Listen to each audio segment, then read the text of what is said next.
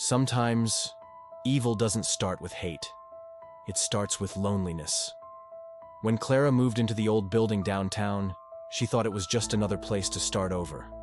A roof for her and her daughter Lucy, 7 years old. A quiet little girl with long blonde hair and eyes as bright as the morning sky. But that building, it had been waiting for them. Clara was a single mother, working day and night as a laundress in the city. The apartment they found was small, damp, and old enough that the paint peeled like skin from the walls. Water ran down the plaster, and the air smelled of mold and secrets. But it was cheap. And for a mother trying to make ends meet, that was all that mattered. Every day, Clara would walk Lucy to school, then rush to the laundry to scrub clothes until her hands cracked and bled. At night, she'd fall asleep to the hum of leaking pipes and the faint whisper of wind crawling through the hallway. She felt the weight of the world on her shoulders, but as long as Lucy was safe, it was a weight she could bear. Until one day, a storm came. On her way back from school, Lucy stopped dead in the courtyard. There, half buried in mud and soaked from the relentless rain, was a rag doll. It was old, dirty, its fabric face nearly erased by time, but it smiled, an eerie, stitched-on smile. Lucy, drawn by some unseen force, picked it up and hugged it tight. When she showed it to her mother, Clara hesitated. Her instinct screamed at her to throw it away, but seeing the flicker of joy in Lucy's tired eyes, she sighed. "All right, sweetheart. You can keep it, but only if no one comes looking for it." That night, Lucy slept with the doll in her arms, and for the first time in weeks, the entire building was silent. Eerily silent. Days passed. Clara began to notice small, unsettling things. The sound of a door creaking open when no one was there. Faint whispers that seemed to follow her when Lucy played alone. And sometimes she could have sworn she heard the faint sound of two girls giggling from her daughter's room. When she asked Lucy who she was talking to, the child just smiled, her eyes distant, and said, "My new friend. She says she used to live here." Clara's heart sank. A cold dread washed over her. She decided to ask the building's janitor, a man named Mr. Alvarez.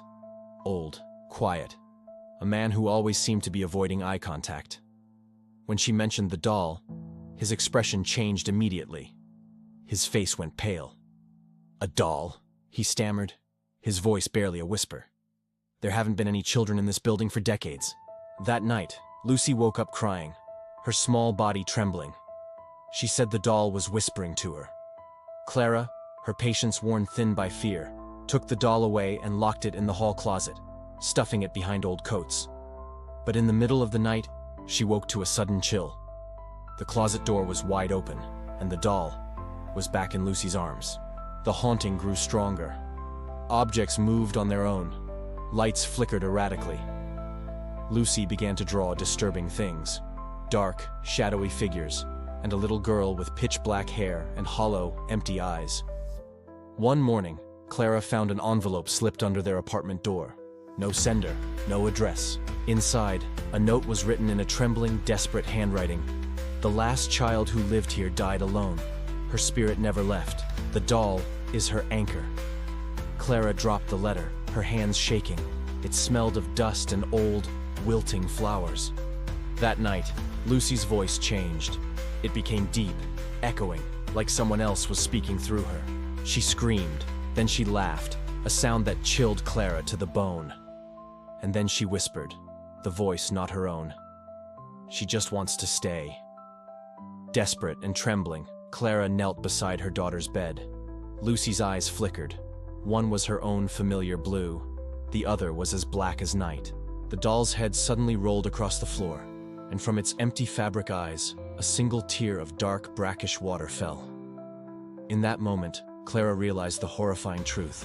The spirit wasn't trying to harm Lucy. It wasn't evil. It was begging to be loved. "It's okay," Clara whispered, her own tears now falling freely. "You can stay, both of you." Instantly, the air stilled. The lights stopped flickering, and Lucy smiled.